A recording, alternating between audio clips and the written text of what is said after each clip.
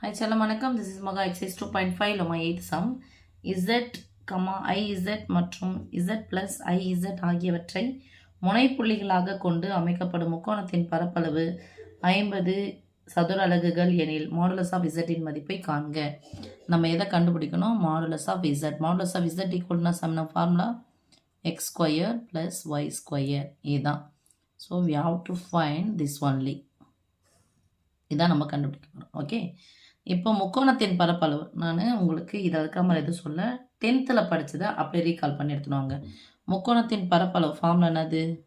முக்கோணத்தின் பரப்பளவு equal to of into x1 y1 x2 y2 x3 y3 again x1 y1 சதுர அலகுகள். இது என்ன பண்ணோம்? மேலேருந்து கீழே பெருக்கணும், கீழே இருந்து மேலே பெருக்கும்போது குறியை மாற்றணும். ஓகே, இப்போ அப்படி தான் போட போகிறோம். இங்கே பாரு சாமி, இசட் ஈக்குவல் டு என்ன போடுவோம்? எக்ஸ் ப்ளஸ் ஐஒய்யா. ஸோ ஃபார்முலா இதுதான். நான் புள்ளிகள் போடுறேன், இங்கே எழுதிக்கிறேன். Z equal to x plus i y. அப்போ ஐ இசட் ஈக்குவல் டு என்னது?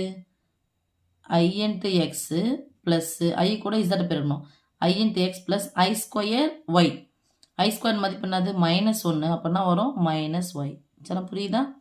அடுத்தது பாருங்க, z plus i z equal to இது என்ன ஆகும்? X plus i y plus i x minus Y.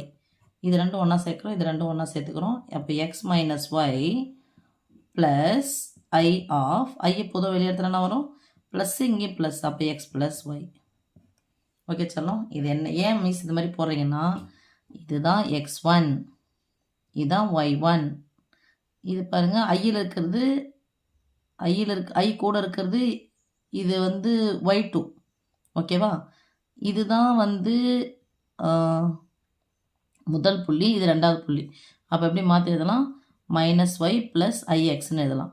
இதுதான் x2, இதுதான் y2. இது பாரு சாமி, ஐக்கு பின்னாடி இருக்கிறது y3, இது x3. இந்த இதோட இடத்துல வந்து அப்படியே போட போகிறேன். x1க்கு பதிலாக அதே தான் இருக்குது. ஸோ x1 y1 x1க்கு பதிலாக x y. ஓகே, அடுத்து x2க்கு பதிலாக பாருங்கள் மைனஸ் ஒய், இங்கே ப்ளஸ் எக்ஸ். அடுத்தது x3க்கு பதிலாக x மைனஸ் ஒய், y3க்கு பதிலாக x ப்ளஸ் ஒய். அடுத்து அகைன் இதை தான் எழுத போகிறோம், எக்ஸு ஒய். ஓகே, ஃபஸ்ட்டு மேலேருந்து கீழே பெருக்கலாம் சொல்லும்.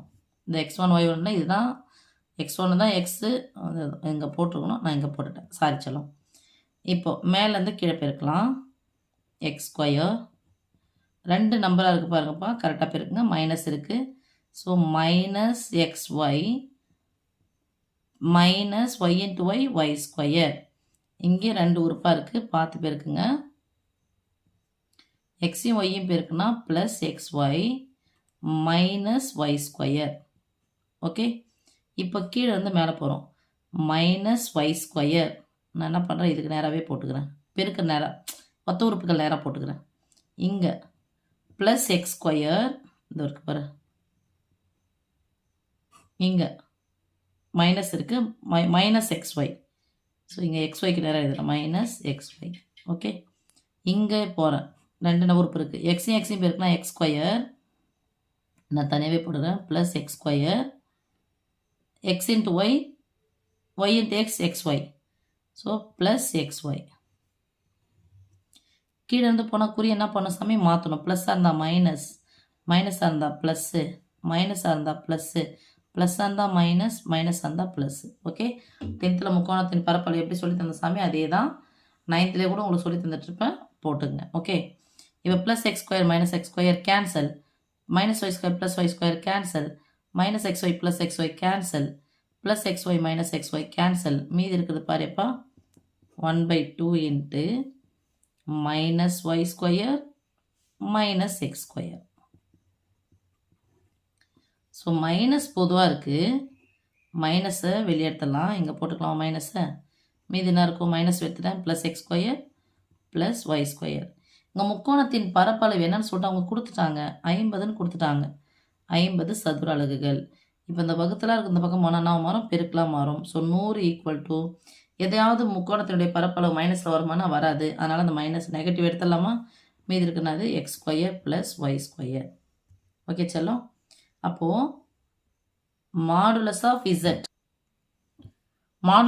ஈக்குவல் டு மாற்றி சொல்கிறேன் சாமி, square root of x square plus y square. எனக்கு மாடுலஸ் ஆஃப் இசட் தான் கண்டுபிடிக்கணும். Square root of x square plus y square. இப்போது x square plus y square தான் இருக்குது. ஸ்கொயர் ரூட் வேணும்னா நான் ரைட் சைடு ஸ்கொயர் ரூட் எடுத்தால் லெஃப்ட் சைடும் ஸ்கொயர் ரூட் எடுக்கணும். ஓகே செல்லம். அவன் முக்கோணத்தின் பரப்பளவு அதெல்லாம் வரும்போது நமக்கு என்ன வரக்கூடாது? ப்ளஸ் ஆர் மைனஸ் வரக்கூடாது. மைனஸ் வரக்கூடாது, ப்ளஸ் மட்டும்தான் வரணும். அதனால் ஸ்கொயர் ரூட் ஆஃப் 100னுடைய மதிப்பு என்னதுப்பா? 10 equal to square root of x square plus y ஸ்கொயர்னா அது மாடுலஸ் ஆஃப் இசட். அப்போது என்ன கேள்வி கேட்டாங்க? மாடுலஸ் ஆஃப் இசட்டின் மதிப்பை காண்க. மாடுலஸ் ஆஃப் இசட் ஈக்குவல்னா செல்லம் 10. மாடுலஸ் கொஞ்சம் பெருசாக போடுங்க. இல்லை அப்படின்னு சொன்னால் ஒரு சில இப்படி போடுவீங்க, அப்படிலாம் போடாதீங்க. கொஞ்சம் சைஸ் எப்படி எழுதுறீங்களோ அதே மாதிரி எழுதுங்க. இந்த இசட்டை விட இது கொஞ்சம் பெருசாக இருக்கணும். ஓகே சாமி. ஸோ மாடுலஸ் ஆஃப் இசட்டின் மதிப்பு என்ன சாமி? 10 அலகுகள் அல்லது 10. ஓகேவா? தேங்க்யூ.